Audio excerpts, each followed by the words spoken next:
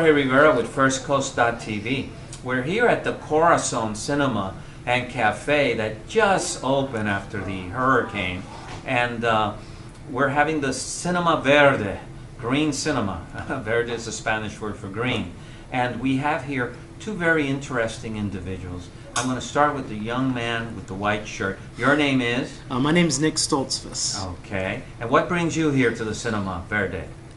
So I'm the screenwriter for the Coastal Dune Lakes, Jewels of Florida's Emerald Coast documentary. Okay, and what can you tell me in a nutshell about that documentary? Sure. So the documentary, Coastal Dune Lakes, Jewels of Florida's Emerald Coast, is a documentary made for public television, and it's about the coastal dune lakes found in the panhandle of Florida between Destin and Panama City. All right. And the gentleman in the red shirt, your name is? My name is Elam Stoltzfus. Okay, and what brings you here to Cinema Verde? Well, they picked up our film. We already shown it in Gainesville earlier this year at the film festival at the Hippodrome. Okay. And so part of their traveling tour with Cineverity, they brought it here to St. Augustine. Okay. And so they asked whether we would come and be part of this. And so it's a great opportunity to be a part of St. Augustine, a film festival, as well as support Cineverity.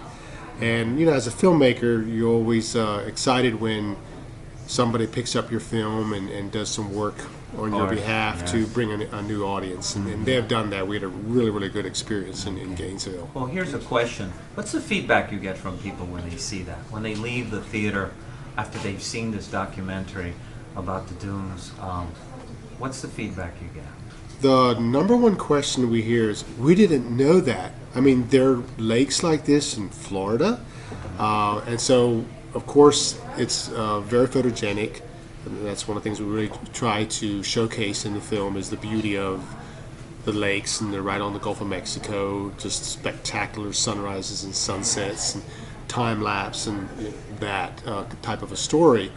And then we did a comparison to New South Wales in Australia. Okay. And so to show the importance of these very unique and fragile endangered lakes made for a great story. So it's great when you have partners and they say, wow, we didn't know that. We would know there's places like that in Florida. Anything you can add to that on the feedback of people? Let's see, feedback of people. I think one thing that people really enjoy is when we have the documentary on the Coastal Dune Lakes, it's not just about the lakes, but it's about who else lives there. Okay. And so in there we have loggerhead and green sea turtles, Choctawhatchee beach mice, snowy plover. And so I think people enjoy seeing the other animals that live around the dune lakes. Which they're not aware of that either. Yeah. All right.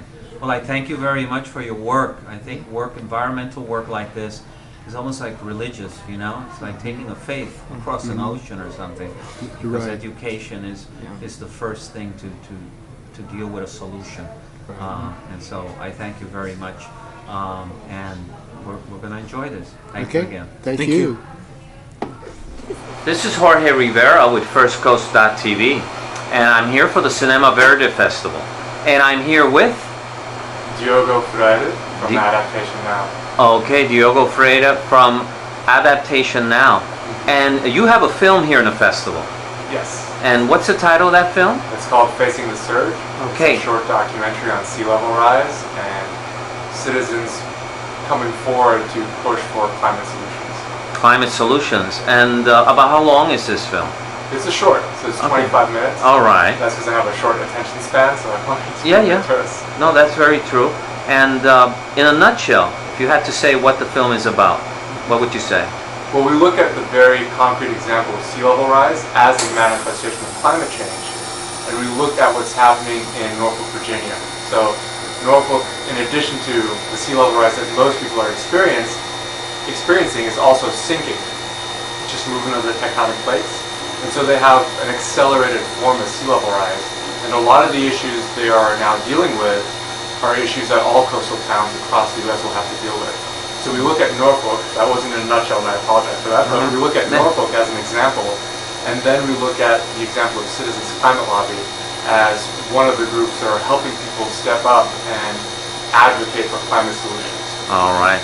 That's great. I mean, there's so much environmental film now coming. It's like everyone's raising to educate people because now we're starting to see effects and people have questions.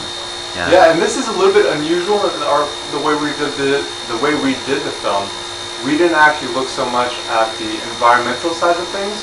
We focused very much on the people and human experience. So people having to raise their houses, people worried about having to protect the infrastructure that they depend on, and that's kind of governed by the whole community in the town.